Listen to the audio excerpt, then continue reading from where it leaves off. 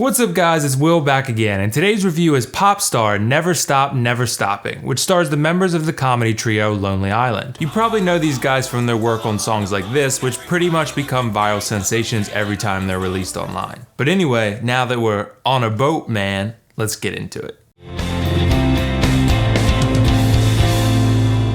So Popstar Never Stop Never Stopping is a mockumentary comedy film directed by Akiva, Schaffer, and Jorma Taccone, who are two members of the previously mentioned comedy trio Lonely Island. Now these two are still in the film quite a bit, but the leading actor here is Andy Samberg, who you probably know from a variety of things, but I know him best from his work as Hot Rod or Jake Peralta from the TV show Brooklyn Nine-Nine. Popstar is shot documentary style and follows most of the shenanigans and sheer craziness of Andy Samberg's character Connor for real. As the title of this movie would indicate, Connor is a world-famous pop star, and in this movie's universe, he's the top dog that's dominating the music industry in 2016. Connor originally hit it big with his band, the Style Boys, but they eventually broke up for a number of reasons. Mostly because Connor becomes an arrogant asshole who steals the limelight from his fellow band members and lifelong friends, though. Anyway, after the Style Boys break up, Connor decides to go solo and releases his first album that makes him the biggest pop star in the world. But Connor eventually releases his second album entitled Conquest to pretty much unanimous dislike and begins making decisions that result in more and more of the public disliking him and his music. While he's a hilarious character, I sort of feel like as the viewer you're positioned to dislike Connor in the beginning of the film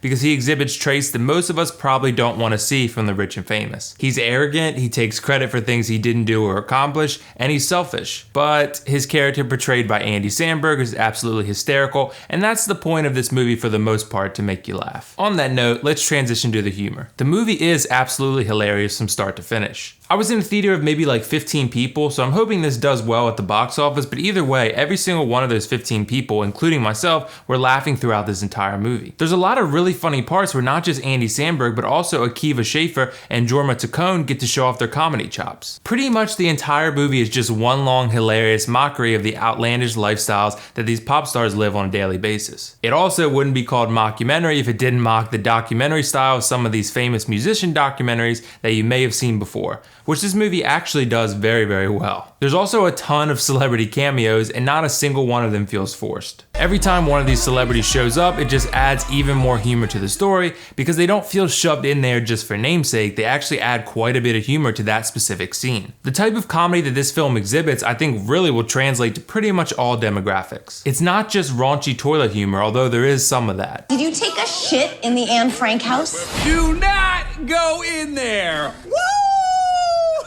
I think it's a style of comedy that will resonate with a lot of different audiences because I don't feel like it's really that specific. This film hits a ton of different comedic beats and does so at a really high level that I think will leave most moviegoers pretty satisfied. Alright, so next let's transition to the acting. As I said before, Andy Samberg as Connor for real is absolutely hilarious, and in this movie he had me laughing a ton. I guess I just really didn't notice how gifted Andy Samberg is when it comes to comedy. I mean, I loved Hot Rod and I actually listened to Lonely Island every now and then, but in this movie he really impressed me with his performance. Every time I've watched the comedian Bo Burnham, I usually laugh, but I typically am of the opinion that it's almost more impressive than it is funny. Well, in Andy Samberg's case, his performance as Connor for real is just as funny as it is impressive. I mean, he sings, he dances, and he comedies all in a way that leaves you impressed and laughing at the same time. This is an amazing feat and not something that I think a lot of comedians could pull off this flawlessly. Some people may not agree with me on this one, but I also think Connor has some depth to his character as well. As the film progresses and things get worse and worse for Connor's career, he has to prioritize who and what's most important to him. In these few dramatic moments, Andy Samberg actually does a really good job at portraying certain emotions you wouldn't expect to really see in a comedy. The other two members of Lonely Island definitely shine in this movie as well though. Jorma Taccone plays Owen, who's Connor's lifelong friend, former member of the Style Boys, and Connor's current DJ. He definitely shines in this movie as well because he's just as funny here as he is in every supporting role that he does. Don't forget that he actually played Hitler beautifully in Kung Fury also. Owen is a key character because as the story progresses, he becomes Connor's voice of reason and tells him no when he needs to hear it, while everyone else around Connor are just yes men. Akiva Schaffer also does a really good job here as Lawrence, one of the original 3 Style Boys members. He's really funny in his role too, and he actually provides a little bit of drama due to his character Lawrence's tension with Connor. Another person I have to give props to is Tim Meadows. I feel like Tim Meadows never gets enough credit for how funny he is. I actually loved his work in The Ladies' Man and in Walk Hard as well. He implements the same comedic style and timing in this this one that he did in Walk Hard, and he really shines here once again for me. One thing that's going to boost my rating of this film even further is that it's not solely a mockumentary film